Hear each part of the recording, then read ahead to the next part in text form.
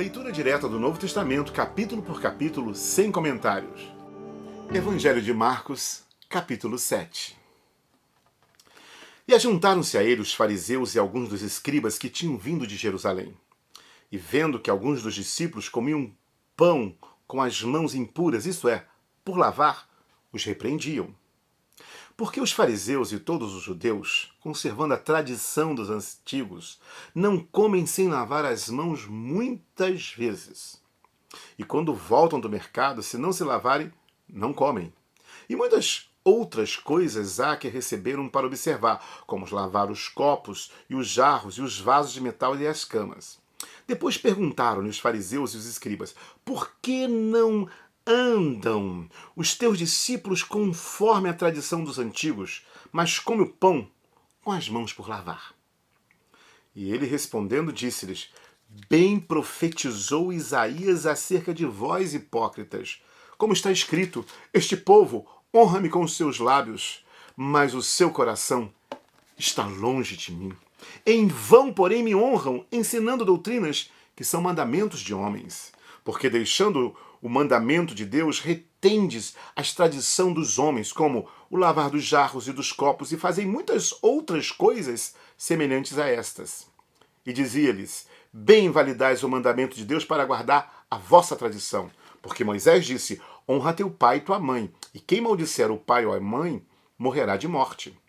Porém vós dizeis: se um homem disser ao pai ou à mãe aquilo que podereis aproveitar de mim é corbã, isto é, oferta ao Senhor, nada mais lhe deixais fazer por seu pai ou por sua mãe, invalidando assim a palavra de Deus pela vossa tradição que vos ordenastes. E muitas coisas fazeis semelhantes a estas. E clamando outra vez, a multidão disse-lhes: ouvi-me vós todos e compreendei. Nada há fora do homem que, entrando nele, o possa contaminar. Mas o que sai dele, isso é o que contamina o homem. Se alguém tem ouvidos para ouvir, ouça. Depois, quando deixou a multidão e entrou em casa, os seus discípulos o interrogavam acerca desta parábola. E ele disse-lhes: assim também vós estáis sem entendimento? Não compreendeis que tudo que de fora entra no homem não o pode contaminar? Porque não entra no seu coração, mas no ventre, e é lançado fora, ficando pura todas as comidas? E dizia: o que sai do homem se contamina o homem, porque do interior do coração dos homens saem os maus pensamentos, os adultérios, as prostituições, os homicídios, os furtos, a avareza, as maldades, o engano, a dissolução, a inveja, a blasfêmia, a soberba, a loucura. Todos estes males procedem de dentro e contaminam o homem. E levantando-se dali, foi para os termos de Tiro de Sidom, e entrando numa casa não queria que alguém o soubesse, mas não pôde esconder-se. Porque uma mulher cuja filha tinha um espírito imundo, ouvindo falar dele, foi e lançou-se aos seus pés. E esta mulher era grega cirofenícia, de nação, e rogava-lhe que expulsasse da sua filha o demônio. Mas Jesus disse-lhe: deixa primeiro saciar os filhos, porque não convém tomar o pão dos filhos e lançá-lo aos cachorrinhos. Ela, porém, respondeu e disse-lhes: sim, Senhor, mas também os cachorrinhos comem debaixo das mesas as migalhas dos filhos. Então ele disse-lhe: por esta palavra vai, o demônio já saiu de tua filha.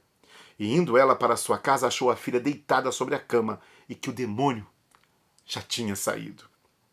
E ele, tornando a sair dos termos de Tiro de Sidom, foi até o mar da Galileia, pelos confins de Decápolis. E trouxeram-lhe um surdo que falava dificilmente, e rogaram-lhe que pusesse a mão sobre ele.